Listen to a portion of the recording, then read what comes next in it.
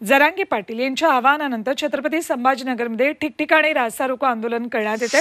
Jalgaon T पॉइंटवर Maratha आंदोलकांनी रास्ता रोको आंदोलनाला सुरुवात केली। संभाजीनगरहून सिल्लोड अजिंठाकडे जाणाऱ्या रस्त्यावर जळगाव टी पॉइंटवर रास्ता रोको करण्यात येतोय। सकाळी 10:30 वाजता हा रास्ता रोको करण्यात आलाय। यामुळे वाहनांच्या मोठ्या रांगा लागल्या आहेत।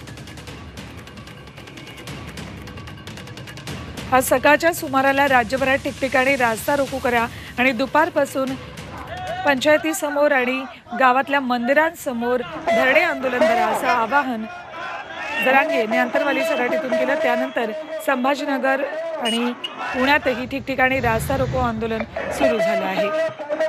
त्यामुळे अनेक ठिकाणी वाहतूक कोंडीची समस्या उद्भवली आहे। संभाजीनगर आणि पुण्यातल्या मावळमधली ही दृश्य आहेत। मराठा समाजाकडून सुरू असलेल्या रास्ता रोको आंदोलनामुळे इथे वाहतूक कोंडी झाली आहे।